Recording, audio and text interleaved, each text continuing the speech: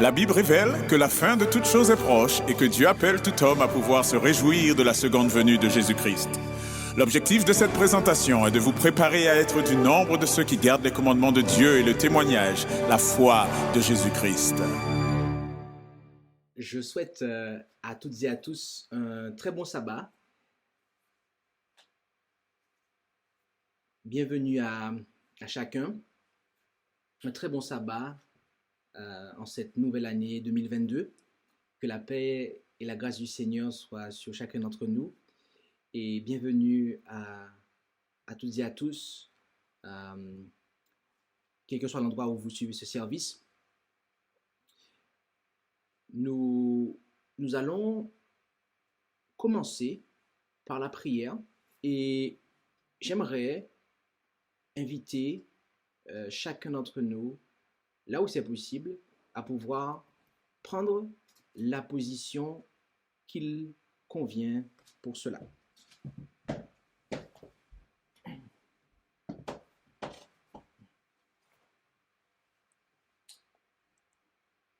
Notre Dieu, notre Père céleste,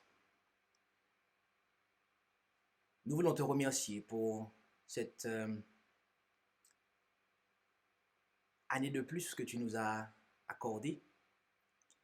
Et nous voulons te remercier car nous savons que c'est un effet de ta bonté que nous soyons encore en vie. Mais puisse cette année que nous avons en plus, ces jours supplémentaires que nous accumulons, soient employés par nous pour nous approcher de toi. Alors que nous allons ouvrir ta parole, alors que ta parole sera prêchée, nous te demandons de bien vouloir disposer nos cœurs. Tu connais les plans que l'ennemi a formés pour que ce message ne soit pas reçu. Et c'est pour cela que nous te prions de bien vouloir mettre en déroute l'ennemi, afin que ta parole puisse être plantée dans les cœurs de chacun. Bénis ton serviteur, que ton nom soit loué et exalté dès maintenant et à jamais. Nous t'en prions, au nom de Jésus. Amen. Le titre de cette présentation est « Déraciner l'amertume ». Tel est le titre de cette présentation. Déraciner l'amertume. Qu'est-ce que l'amertume? Telle est la question que nous pourrions nous poser. J'aimerais, dans un premier temps, vous inviter à considérer avec moi le Robert Dictionnaire, où il est dit sentiment, il s'agit d'un sentiment durable de tristesse, mêlé de rancœur, lié à une humiliation, une déception, une injustice du sort. Je vous demande de bien retenir cette définition, s'il vous plaît. L'amertume est un sentiment durable. Donc, ce n'est pas quelque chose qui est simplement passager, mais c'est durable, d'accord? De tristesse, un sentiment durable de tristesse mêlé de rancœur et qui est lié à une humiliation, une déception, une injustice du sort. Retenons bien cette définition et notons à la suite de cela les synonymes, dont deux, d'accord? Dont deux. Aigreur, âpreté, peine, tristesse, douleur, mélancolie, affliction, dépit, déception, chagrin, dégoût, rancœur, ressentiment, écœurement, tristesse, âpreté, aigreur, fiel, acrimonie, méchanceté, humiliation, mais aussi boire la coupe amère. Ok? Retenons tout particulièrement ces deux synonymes, d'accord, d'amertume. Retenons-les, s'il vous plaît, d'accord? Alors, nous devons retenir deux choses. La définition et ces deux synonymes. D'accord? Premièrement, la définition. Pour rappel, sentiment durable de tristesse mêlé de rancœur lié à une humiliation, une déception, une injustice du sort. Et les deux synonymes que, pour cette présentation, nous vous demandons de retenir, c'est la déception et le fait de boire la coupe amère. Le titre de cette présentation est Déraciner l'amertume parce que la Bible nous demande qu'il en soit ainsi. En effet, en Hébreux, chapitre 12, versets 14 et 15, nous nous rendons en Hébreux, chapitre 12, versets 14 et 15. Nous lisons là, « Recherchez la paix avec tous et la sanctification, sans laquelle personne ne verra le Seigneur, veillant à ce que personne ne se prive de la grâce de Dieu, à ce que aucune racine d'amertume poussant en dehors ne vous trouble et que plusieurs n'en soient infectés. » Notez qu'ici, il nous est présenté le fait que l'amertume rend la sanctification impossible. En effet, nous sommes appelés à rechercher la paix et la sanctification, sans laquelle personne ne verra le Seigneur. Or, l'auteur nous met en garde contre quelque chose qui va prévenir et entraver cela. Il s'agit de l'amertume, et tout particulièrement des racines d'amertume. Car cela infecte, cela est contagieux, notamment lorsque cela est manifesté. Nous allons voir dans quelques instants les manifestations de l'amertume. Mais, en plus de savoir que l'amertume rend la sanctification impossible, et si notre sanctification n'est pas possible, mes amis, nous ne pourrons pas voir Dieu. Or, je pense que chacun d'entre nous, nous voulons voir Dieu. Alors, nous devons comprendre qu'il ne peut pas y avoir de racine d'amertume. Et pourquoi cela? Eh bien, c'est parce que l'amertume, voyez-vous, eh bien, cela entrave l'action du Saint-Esprit. D'accord? En effet, en Éphésiens 4, versets 30 et 31, Éphésiens 4, versets 30 et 31, nous lisons, « Et ne contristez point le Saint-Esprit de Dieu, par lequel vous avez été scellés pour le jour de la rédemption. » Au verset 31, il est dit, « Que toute amertume, toute animosité, toute colère, toute crierie, toute médisance soit bannie du milieu de vous, ainsi que toute méchanceté. »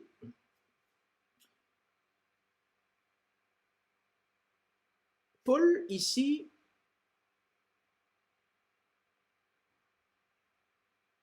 exhorte, il presse les Éphésiens à ne pas contrister le Saint-Esprit, à ne pas, autrement dit, entraver son action. Et en tête de file, l'aiguille par lequel tout le fil de méchanceté s'introduit, eh bien, est placé en tête l'amertume.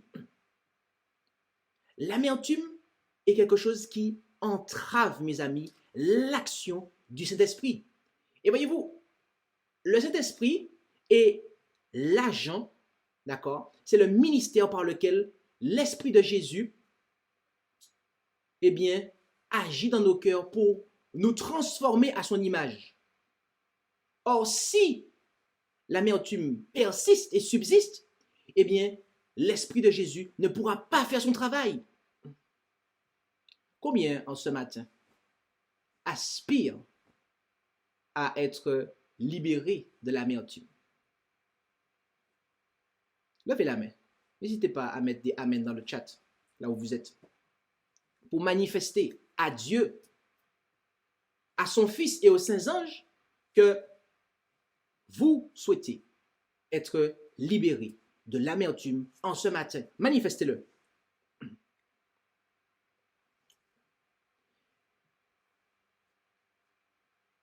Mais certains pourront dire, mais je ne peux pas lever la main, je ne peux pas mettre un amen dans le chat parce que je ne sais pas comment se manifeste l'amertume. Je ne sais même pas si je suis concerné par l'amertume.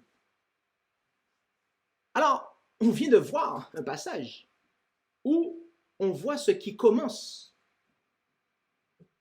ou plus précisément ce qui suit l'amertume. L'animosité, colère, crierie, médisance et méchanceté. Donc, si on se retrouve dans l'un de ces points, c'est que nous sommes concernés. Mais notons d'autres passages qui vont rendre la chose claire. Comme on l'a dit, ok, que toute amertume, toute animosité, toute colère, toute crierie, toute médisance soit bannie du milieu de vous, ainsi que toute méchanceté. D'accord? Donc on voit ce qui suit. Et un deuxième passage se trouve être Jacques 3, versets 14 à 16. Mais si vous avez un zèle amer et un esprit de contention, autrement dit de dispute, dans vos cœurs, ne vous glorifiez point et ne mentez point contre la vérité. Ce n'est point là la sagesse qui vient d'en haut, mais elle est terrestre, animale et diabolique. Car partout où sont quoi? La jalousie et la chicane, là il y a du trouble et toute espèce de mal. Ok? Donc, dès qu'on voit les choses mises en emphase rose à l'écran, esprit de contention, jalousie, chicane, trouble, toute espèce de mal, il y a là des manifestations d'amertume. Et un troisième passage, qui est Romains 3, versets 13 à 18. Romains 3, versets 13 à 18, où il est dit, « Leur gosier est un sépulcre ouvert. Ils se sont servis de leur langue pour tromper. Il y a un venin d'aspic sous leurs lèvres. Leur bouche est pleine de malédiction et d'amertume. Ils ont les pieds légers pour répandre le sang. La désolation et la ruine sont dans leur voie. Ils n'ont point connu le chemin de la paix. La crainte de Dieu n'est point devant leurs yeux. » Voilà des manifestations. D'autres manifestations d'amertume, mes amis. D'accord? Combien d'entre nous, en ce matin, aspirons à être, délivrés de l'amertume? Parce que nous voulons voir Dieu. Et pour cela, nous devons être sanctifiés préalablement.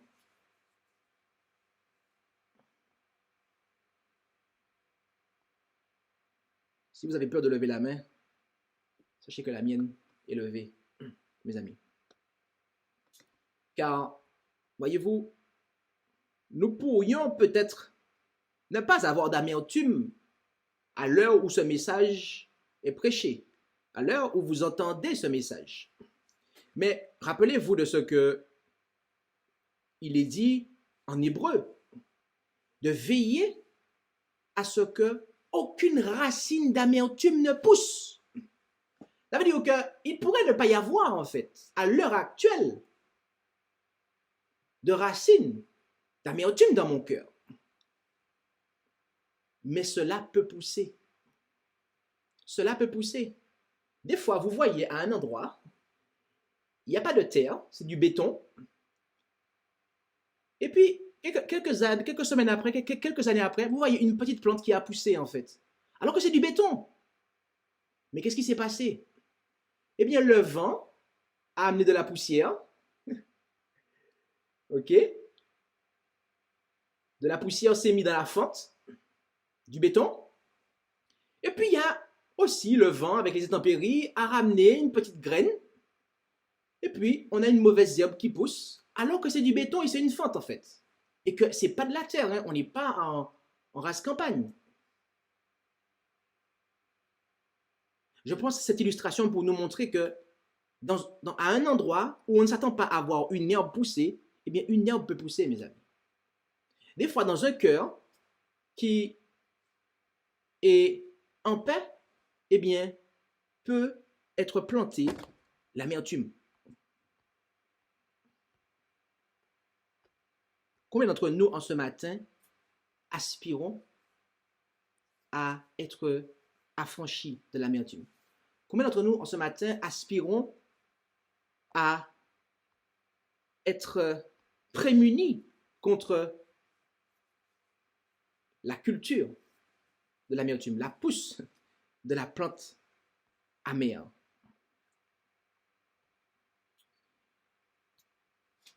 Si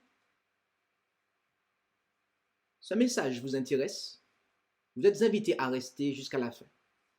Par contre, si ce message ne vous intéresse pas et que la condition dans laquelle éventuellement vous pourriez être vous plaît, personne ne vous retient. Et nous ne voulons pas ajouter à votre amertume. Je dis cette phrase parce que ce qui va suivre va être très clair. Et cela pourrait même paraître insultant ou choquant, mais pourtant, c'est la parole de Dieu que nous allons prendre. Donc, je préfère prévenir, si vous n'avez pas envie, en ce matin, d'être affranchi de l'amertume,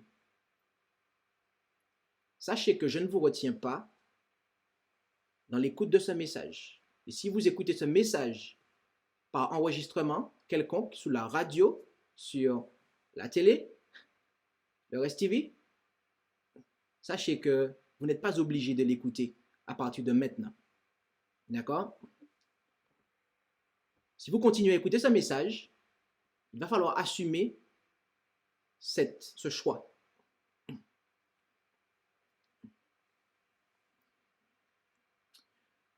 Il nous faut comprendre la chose suivante, mes amis. Si nous voulons être affranchis de l'amertume, c'est un point de base que nous devons comprendre.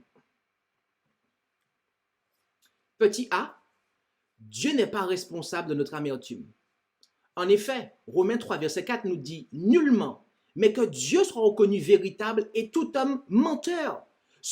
Lui, je reprends, selon qu'il est écrit, afin que tu sois trouvé juste dans tes paroles et que tu gagnes ta cause lorsqu'on te juge. Et 2 Timothée 2, verset 13, si nous sommes infidèles, il demeure fidèle, il ne peut se renier lui-même. Rappelons-nous de quoi il s'agit quand on parle d'amertume. Un sentiment durable de tristesse mêlé de rancœur lié à une humiliation, une déception, une injustice du sort. Et lorsque on a de l'amertume en soi, eh bien, on a tendance, généralement, à en vouloir à Dieu de manière ouverte, de manière cachée, de manière détournée, de manière inconsciente. Et on en veut même aux autres. On en veut à Dieu et aux autres. On en veut au monde, en fait. Mais, nous devons bien comprendre quelque chose, mes amis. Dieu n'est pas responsable de notre amertume.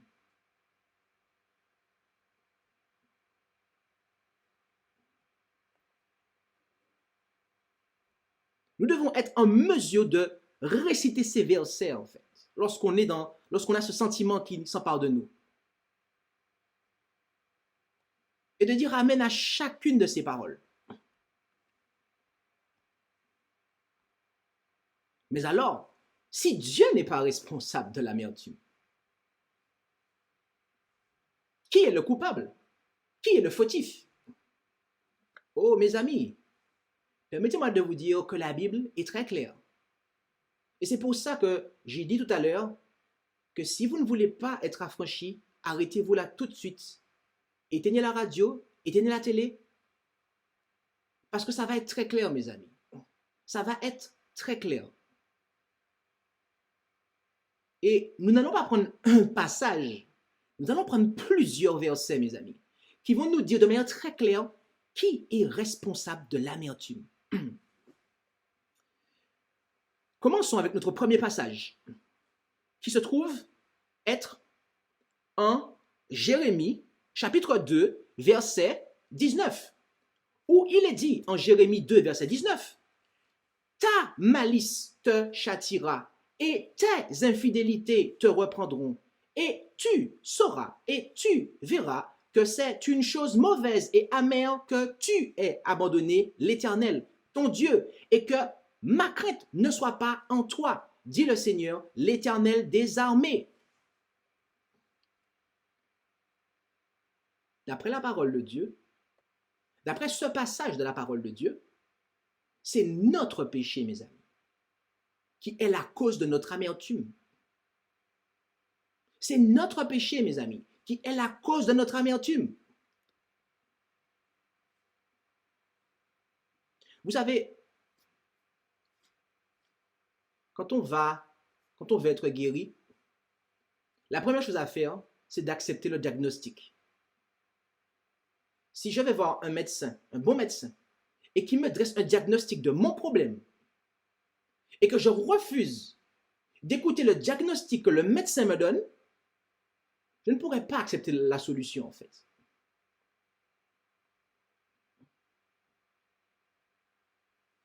Voyons voir si le diagnostic est le bon. Avec Jérémie, mais au chapitre 4 et au verset 18. Voyons voir en plusieurs étapes ce diagnostic. Il est dit en Jérémie 4, 18, ta conduite, tes actions t'ont préparé ces choses. C'est là le fruit de ta méchanceté. Oui, cela est amer. Cela pénètre jusqu'à ton cœur. Nous avons prévenu qu'il n'y aurait pas un seul passage. Il y en aura plusieurs. Voici le deuxième. C'est notre péché, mes amis, la cause de notre amertume. Rappelez-vous de la définition. Sentiment durable de tristesse mêlé de rancœur, lié à une humiliation, une déception, une injustice du sort.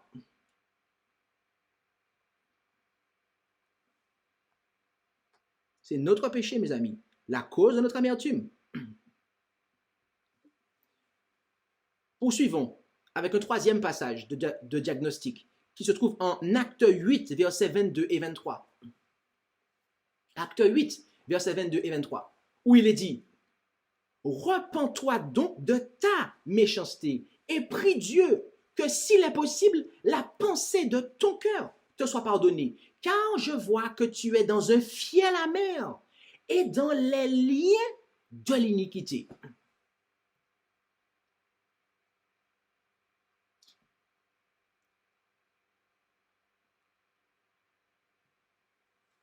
Les liens de l'iniquité. Cet homme était dans un fiel amer et dans les liens de l'iniquité. Son péché était la cause de son état.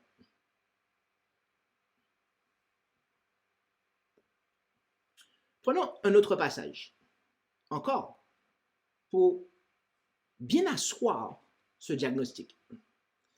En effet, en Matthieu 26, verset 75, Matthieu 26, verset 75, où il est dit « Alors Pierre se souvint de la parole de Jésus qui lui avait dit « Avant que le coq ait chanté, tu m'auras rogné 3 fois. » Et étant sorti, il pleura amèrement. Pierre s'est souvenu de ce que Jésus lui avait dit, qu'avant que le coq ait chanté, il l'aura rogné 3 fois. Et il pleura amèrement. Jésus était-il responsable de son amertume? Alors Jésus faisait partie de l'histoire de son amertume, mais il n'était pas le responsable. Il n'avait pas veillé et prié. Et il a agi d'une façon inconvenable à ce moment-là. Et il a amèrement pleuré cela. Son péché était la cause de son amertume. Et j'aimerais terminer cette partie avec un passage de l'Écriture qui mentionne de manière spécifique un certain péché. Lisons Ecclésiaste 7, verset 26. Ecclésiaste 7, verset 26. et j'ai trouvé plus amer que la mort.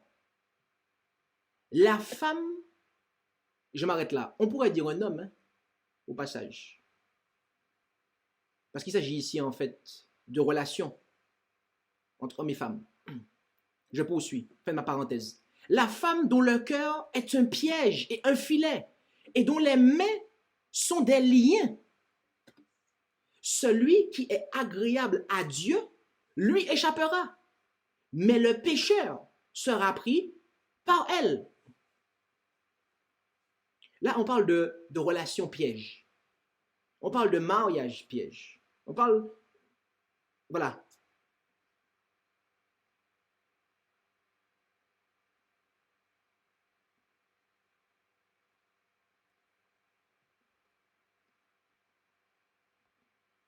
Rappelons-nous de la définition de l'amertume.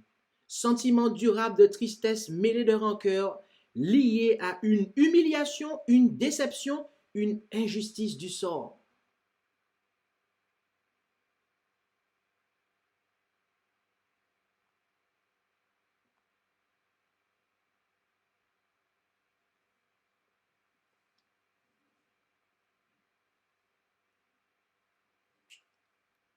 Nous avons accumulé des passages qui dressent le diagnostic. Et il est manifeste que c'est notre péché qui est la cause de notre amertume. Maintenant, avec les personnes restantes dans ce message, avec celles et ceux qui sont restés, nous voudrions pas simplement faire le diagnostic, mais nous voudrions maintenant, à partir de maintenant, entamer la conclusion de ce message. Comment ça, la conclusion? On vient à peine de commencer. En fait, en faisant la conclusion, nous allons voir en fait comment déraciner l'amertume. Et voyez-vous, ce qui est bien avec Dieu, c'est que les choses sont simples. Dieu, il simplifie les choses pour nous, mes amis. Nous allons voir en 4 passages comment déraciner l'amertume, comment l'empêcher même de pousser. Prenons notre premier passage qui est Matthieu 26, versets 36 à 39. Matthieu 26, versets 36 à 39. La première chose que nous allons voir se trouve en Matthieu 26, versets 36 à 39, où il est dit: Alors Jésus s'en alla avec eux dans un lieu appelé Gethsémani, et il dit à ses disciples: Asseyez-vous ici, pendant que je m'en irai là pour prier. Et ayant pris avec lui Pierre et les 2 fils de Zébédée, il commença à être triste et angoissé. Et il leur dit: Mon âme est triste jusqu'à la mort. Demeurez ici et veillez avec moi. Et étant allé un peu plus en avant, il se jeta le visage contre terre, priant et disant: Mon Père, s'il est possible que cette coupe passe loin de moi, toutefois, non pas comme je veux, mais comme tu veux. Quel est l'un des 2 synonymes qu'on a demandé de retenir tout à l'heure? La déception et la coupe amère. Mes amis, regardons, pour déraciner l'amertume, nous devons regarder à Jésus qui a bu la coupe amère à notre place. Jésus a fait confiance à son Père, c'est-à-dire qu'il s'est soumis à sa volonté en buvant la coupe amère qui nous était réservée. Parce que Il s'agissait de nos péchés. Car rappelez-vous, ce sont nos péchés qui sont la cause de l'amertume en fait.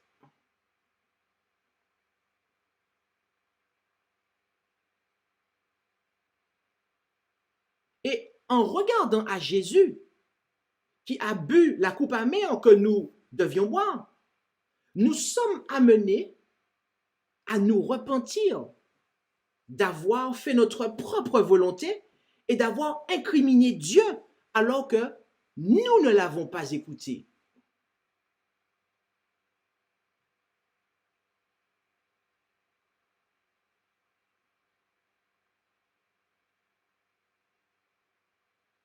Voilà comment déraciner l'amertume.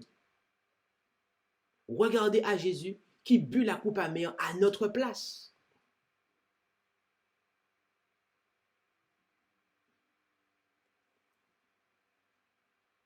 Et voyez-vous, c'est ce qu'un homme a fait.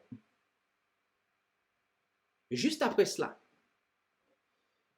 notons ensemble en Luc 23, versets 39 à 43. Luc 23, versets 39 à 43.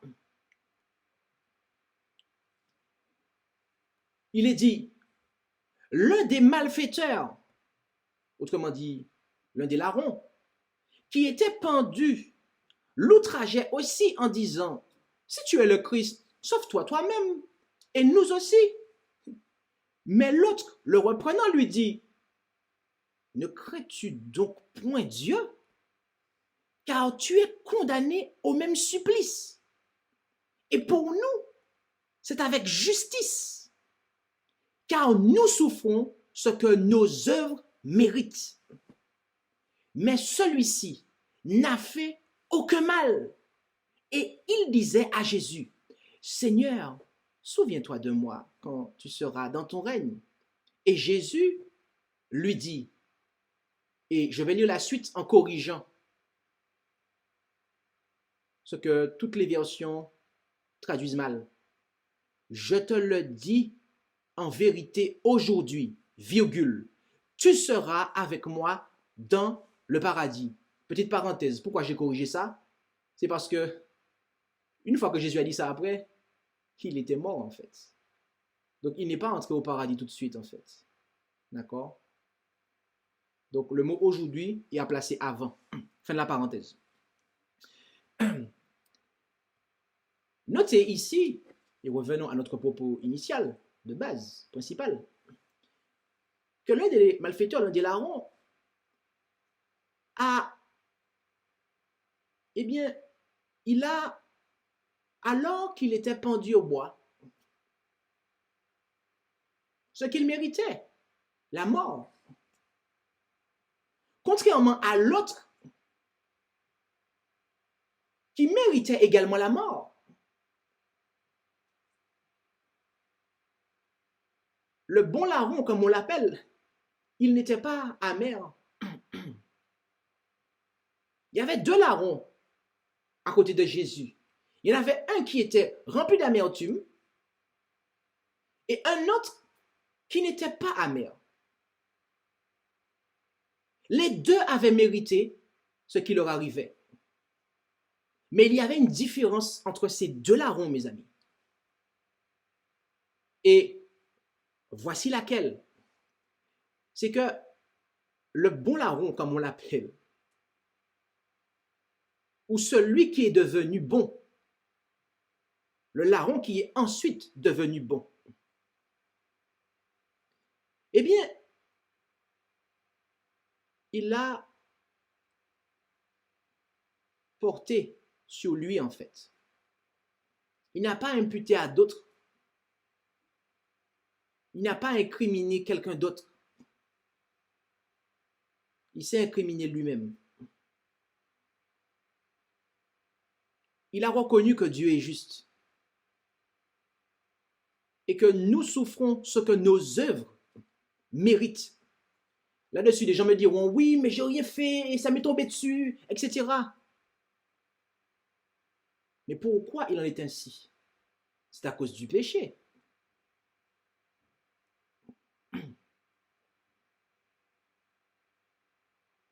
Oui, mes parents ont divorcé. Oui, etc., etc. Et qu'on a effectivement, il y a des cas où on n'a pas de prime abord fait quelque chose en fait. Mais justement, c'est notre péché en fait. Notre péché qui a cloué Jésus au bois en fait. Pas seulement individuellement, mais aussi le péché de notre humanité en fait. Voilà ce qui est responsable de notre amertume. Donc que ce soit quelque chose que nous avons fait directement ou quelque chose que nos semblables ont fait qui ont des répercussions sur nous, il n'en demeure pas moins que tout ce que nous avons dit tout à l'heure, c'est la vérité. C'est notre péché qui est la cause de notre amertume en fait.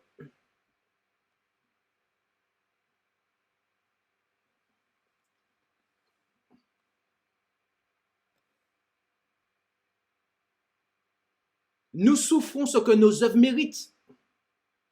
Il n'y a pas ici d'accusation portée contre Dieu ou contre quelqu'un d'autre. Ce larron n'était pas en train d'incriminer Dieu ou ni même César ou Ponce Pilate ou je ne sais qui d'autre. Non.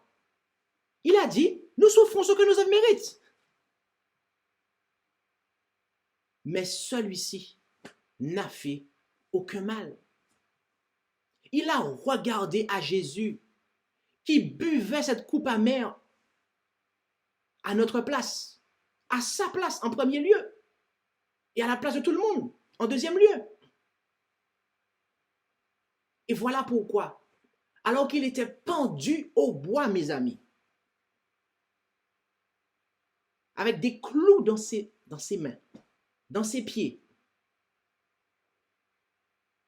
de manière humiliante, il n'était pas amer. Il n'était pas amer, contrairement à l'autre. Parce qu'il regardait à Jésus qui buvait la coupe amère à sa place.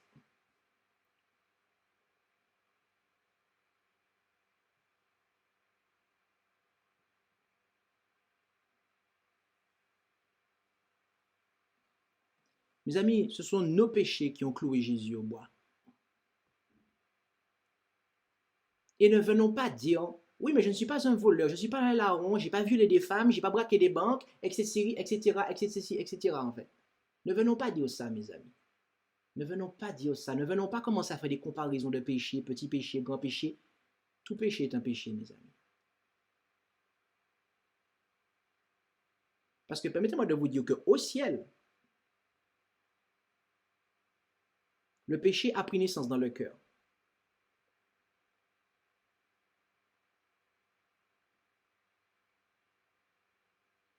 Et bien que la Bible nous dit qu'il y a eu guerre dans le ciel, permettez-moi de vous dire qu'il n'y a pas eu de bain de sang, il n'y a pas eu de braquage de banque, il n'y a pas eu de personnes tuées. Le péché a commencé juste par des pensées et des paroles exprimées en accusation, en critique, en calomnie, en pensée malveillante.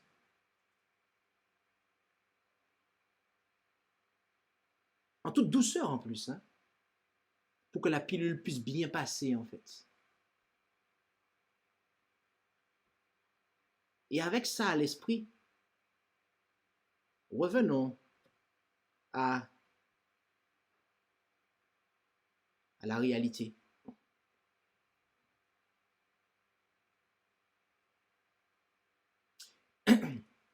Ce larron avait une juste vision de la justice de Dieu, mais aussi de sa miséricorde. Et c'est pourquoi il n'a pas, contrairement à l'autre, été rempli d'amertume par rapport à ce qui lui arrivait, mais qu'il regardait, ayant une juste vision du passé, il pouvait regarder en avant et avec foi demander à Jésus de l'accepter. Et c'est justement cela, mes amis, qu'on va voir dans le passage suivant. Rendons-nous en Apocalypse 10, versets 9 à 11. Apocalypse 10, versets 9 à 11. Où il est dit, j'allais vers l'ange et lui dis, donne-moi le petit livre. Et il me dit, prends-le et le dévore. Il remplira tes entrailles d'amertume, mais dans ta bouche, il sera doux comme du miel.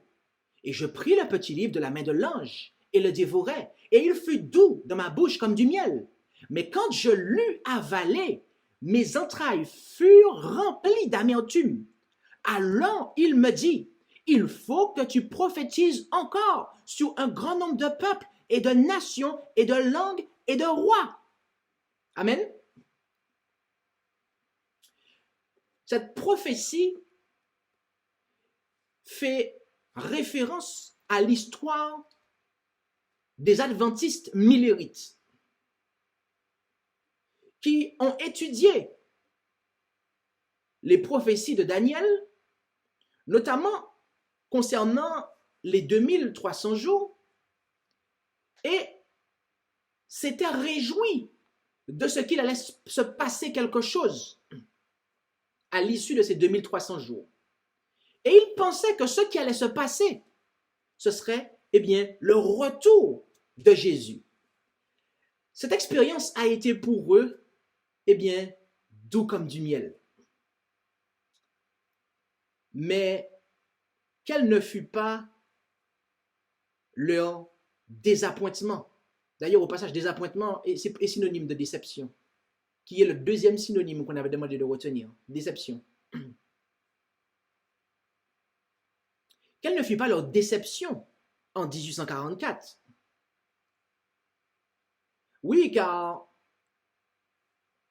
ils avaient vendu leur propriété. Ils s'étaient séparés de tout pour pouvoir accueillir Jésus. Et ne voilà-t-il pas que Jésus n'est pas revenu?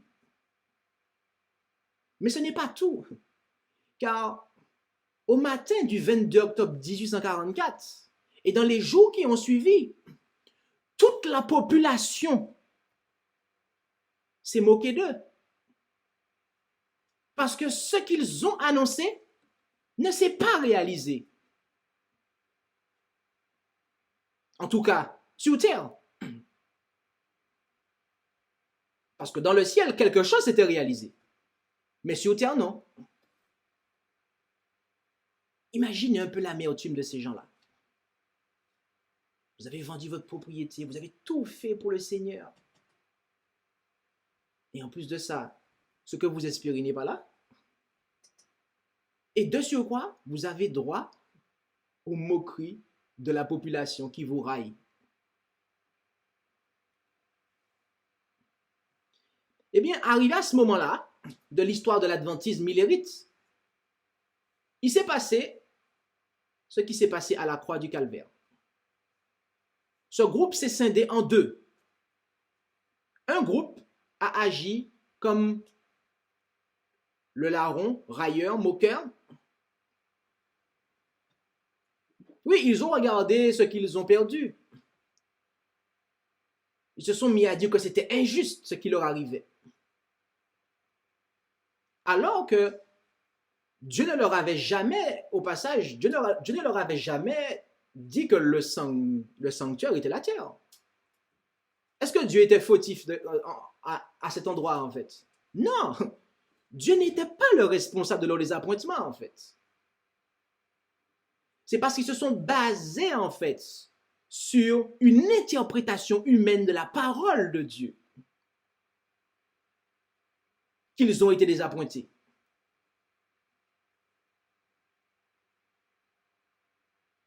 Dieu ne leur avait jamais dit ça, en fait, que la terre est le sanctuaire. La parole de Dieu est claire. Et donc, il y a eu séparation, en fait. Certains, eh bien, sont restés dans l'amertume de ce qu'ils avaient perdu leur propriété. Ils avaient tout vendu pour donner à la prédication de l'évangile. De ce William Miller et de ses associés. Et de voir qu'ils avaient tout perdu et que, en plus de ça, ils avaient droit aux railleries de leurs compatriotes. Cela les a poussés à ne pas continuer à espérer au retour de Jésus.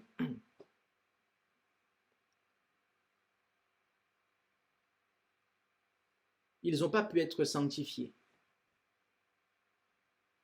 Et ils sont tombés dans les ténèbres, dans l'incrédulité. Ils sont retournés dans Babylone.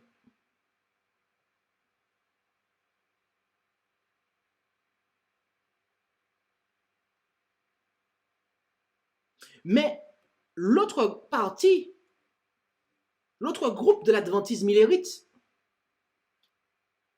ils ont fait comme le larron qui est devenu bon.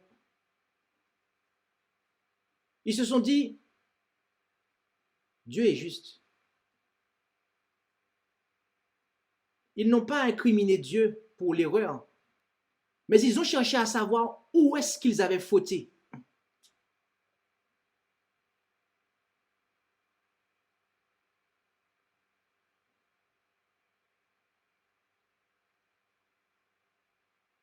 Et Dieu leur a fait comprendre. Ils ont étudié et ils ont vu que Jésus devait effectivement se déplacer, mais pas pour venir sur terre, mais pour quitter le lieu saint pour le lieu très saint. Et ils ont compris qu'il y avait un sanctuaire dans le ciel, lequel est l'original du terrestre. Autrement dit, dont le terrestre est une image.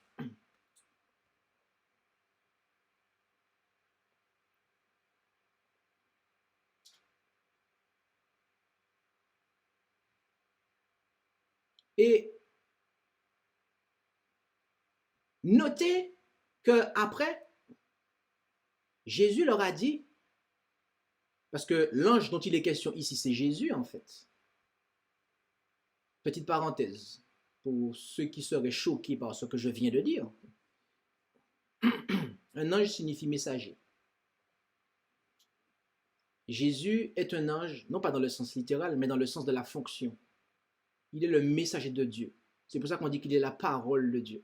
Et l'ange ici, d'accord, si vous regardez une des séries de présentations que nous avons fait, le retour d'Élie, que nous avons fait il y a 3-4 ans, je ne sais plus combien de temps, eh bien, nous avons présenté pourquoi du comment il s'agit de Jésus, que l'ange ici représente Jésus. Et donc, Jésus leur a dit à ces adventistes, parce que là, il s'adresse à ceux qui n'ont pas abandonné la foi, bien évidemment. Il faut que tu prophétises encore sur un grand nombre de peuples et de nations et de langues et de rois. Ils ont regardé à Jésus qui les accepte malgré leur erreur. Ils n'ont pas perdu espoir dans le retour de Jésus. La Bible dit que cette bonne nouvelle du royaume sera prêchée dans le monde entier, alors viendra la fin.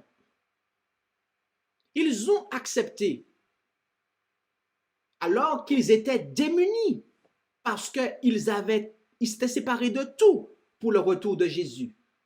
Alors que toute la population se moquait d'eux, parce qu'ils avaient commis une erreur et pas Dieu. Ils ont accepté, avec amour et douceur, d'entreprendre le travail que Jésus leur confiait, à savoir de continuer à prophétiser sur un grand nombre de peuples, de nations et de langues et de rois. Pourquoi? Parce que c'est ce qui allait hâter le retour de Jésus qu'ils espéraient et attendaient en 1844. Pour déraciner l'amertume, mes amis, nous devons regarder à Jésus qui nous accepte malgré nos erreurs, malgré nos échecs.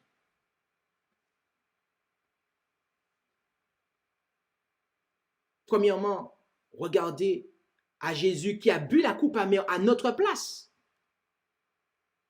Et deuxièmement, regardez à Jésus qui nous accepte malgré nos erreurs, Donc, il doit y avoir un regard dans le passé et un regard dans le futur. Dans le passé, non pas à ma propre vie, mais jusqu'à la croix du calvaire, mes amis. Je dois regarder jusqu'à la croix du calvaire. Il y a des fois, quand il y a des gens qui sont amers, ils ressassent le passé. On ressasse. Je me mets dedans. Hein. On ressasse le passé. OK? Ouais, mais il m'arrivait ci, il m'arrivait ça. On ressasse le passé. Hein? On est très fort pour ça, en fait. Alors, soyons très forts à l'avenir. C'est pas la peine. C'est trop petit de faire ça. Regardons encore plus loin en arrière. Regardons jusqu'à la croix du calvaire. Et regardons Jésus qui boit la coupe amère à notre place. Et là, je puis vous assurer, mes amis, que nous allons arrêter de nous plaindre, en fait.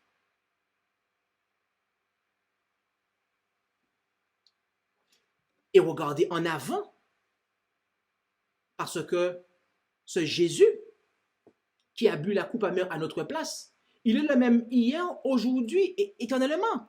Et ce qu'il a dit au larron qui est devenu bon sous la croix, il nous le dit à nous aujourd'hui. Si nous acceptons de porter la responsabilité de nos échecs, de nos péchés.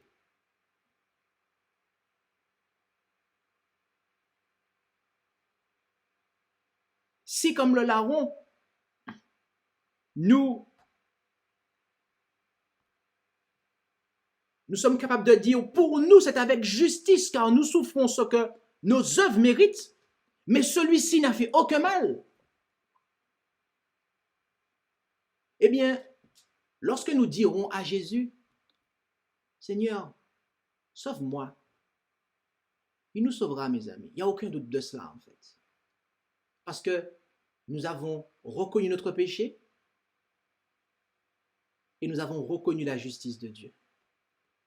Et nous voulons être sauvés par Jésus. Il nous sauvera, mes amis. Il nous sauvera.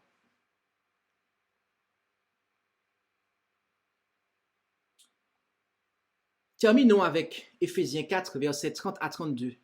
Et relisons ce passage que nous avons lu tout à l'heure. Mais on n'a pas lu le verset 32. Et terminons avec ce passage plus le verset 32. Éphésiens 4, versets 30 à 32. Où il est dit, « Et ne contristez point le Saint-Esprit de Dieu par lequel vous avez été scellés pour le jour de la rédemption. Que toute amertume, toute animosité, toute colère, toute crierie, toute médisance soit bannie du milieu de vous, ainsi que toute méchanceté. Mais, et notez la suite, soyez les uns envers les autres, comment? Bons, miséricordieux, et prêtez bien attention à ça, vous pardonnant les uns aux autres comme Dieu vous a pardonné en Christ. Amen. Mes amis, il nous faut accepter le pardon de Dieu en Jésus. Pour nous-mêmes, comme le larron l'a fait sous la croix. Pour nous-mêmes, comme les adventistes millérites l'ont fait en 1844 et après. De sorte que nous soyons à même de pouvoir, eh bien, à notre tour, pardonner comme Dieu nous a pardonné en Christ. Et là, mes amis, l'amertume est déracinée et ne pousse pas. Si nous restons dans cet état d'esprit, si nous gardons présent à notre esprit le pardon de Dieu en Christ pour nous, eh bien, l'amertume ne pousse pas et il sera certainement déraciné au nom de Jésus. Alors, plaise à Dieu que nous puissions, par sa grâce, en cette nouvelle année civile 2022 qui a commencé, eh bien, être en mesure de pouvoir avancer sur le chemin de la sanctification, ce qui nous permettra de voir Dieu. Puissions-nous nous préparer à la rencontre de notre Dieu par l'expérience de la sanctification qui sera rendue possible parce que nous aurons déraciné l'amertume et nous l'empêcherons de pousser. Que la gloire soit rendue à Dieu et nous disons Amen. Je vous invite là où c'est possible à pouvoir vous prosterner avec moi pour la prière finale.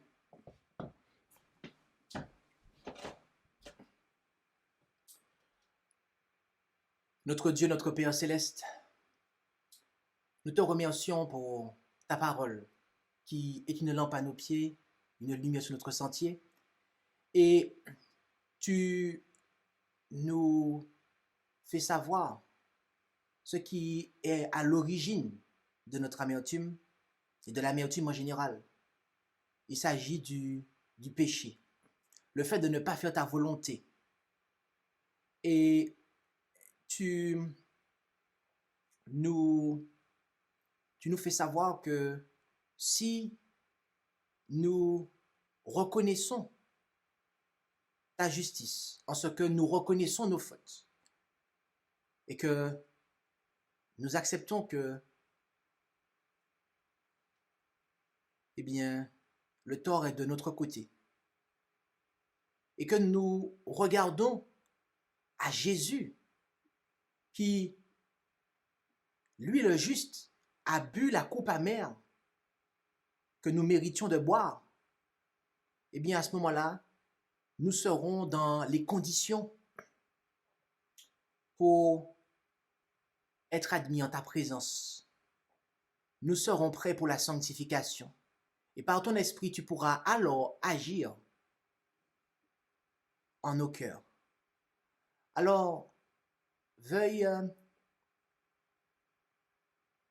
agir